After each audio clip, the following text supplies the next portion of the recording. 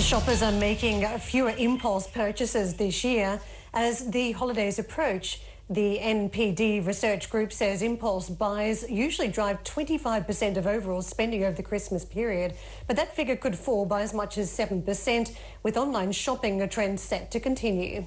Our next guest says online shopping is becoming increasingly dominant, while warning that offline sales may decline in Europe.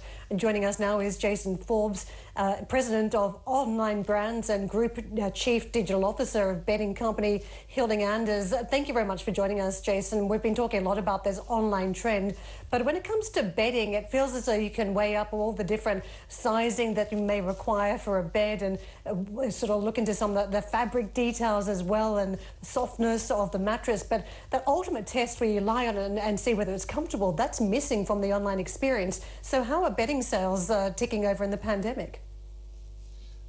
Thanks for having me on the show. So we've actually been really pleasantly surprised. Sales have held up very well, and I think that's been a function of a lot of people coming into the category as the pandemic has really changed behaviours. Humans tend to be creatures of habit, and I think those habits have been forced to change over the course of the pandemic. And for many people, they're not coming back to those old ways of working, including shopping in store.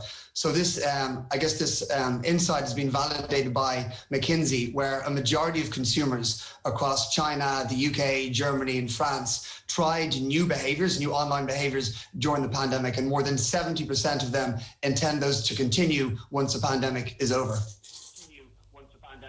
You just mentioned McKinsey, and I gather you've been doing some research about the sleep gap that exists, 1.6 hours per night between what the consumer wants to have and the actual amount of sleep they're obtaining. Why is there such a gap? What's causing that? Is it an element of stress too around the pandemic? Yeah, we've been running a study both with McKinsey and other players like Pullfish, and what we found is actually across the course of the pandemic, this sleep gap is actually worsening.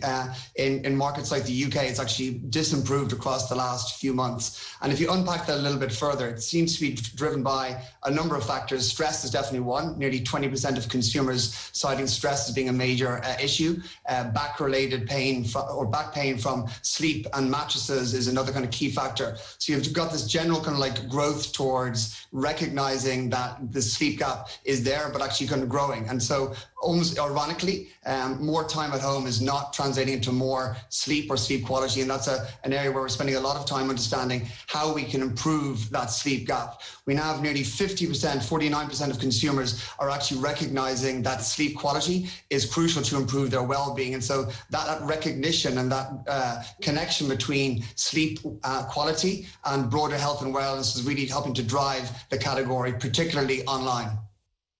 Three people who get up between 3 and 4 in the morning every day, so we know all about lack of sleep quality. But I actually wanted to ask you about Amazon and the relationship with these kind of people, because there is a feeling out there that smaller companies, and dare I say it, you're not a small company, but companies who deal with Amazon end up not getting a good deal in that as well. But I have information from other retailers who actually have enjoyed the experience of working with Amazon. So where are you lot on this one as well? Does it work for you guys, or actually do they take too big a slice of the pie?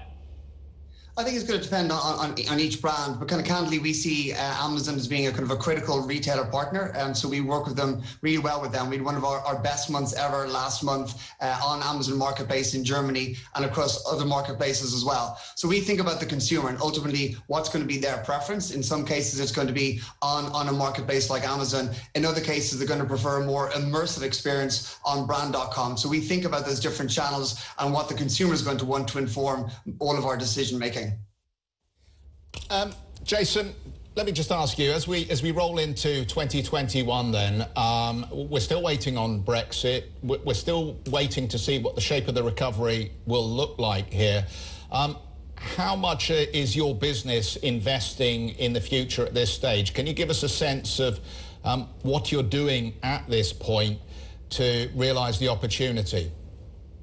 So honestly, I think what's most exciting for me is this growing awareness in the marketplace across all different types of shopper groups and consumers around this connection between sleep and wellness, or sleep and health, sleep and mental acuity, sleep and athletic performance. For example, we've been working for the past year with the Swedish Olympic team, and over 6 months have helped to change their sleep routines, and that's translated into the breaking of both Olympic and European records. And I think for me, therefore, the broader broader growth opportunity is helping to connect the dots for consumers between betting, sleep, and their broader kind of lifestyle. I think that's ultimately where we can really help improve people's lives through sleep.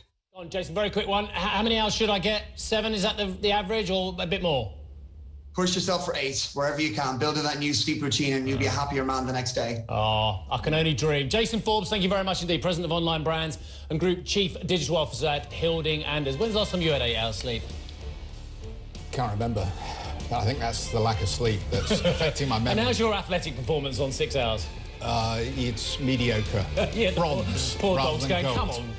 come on, hurry up a bit.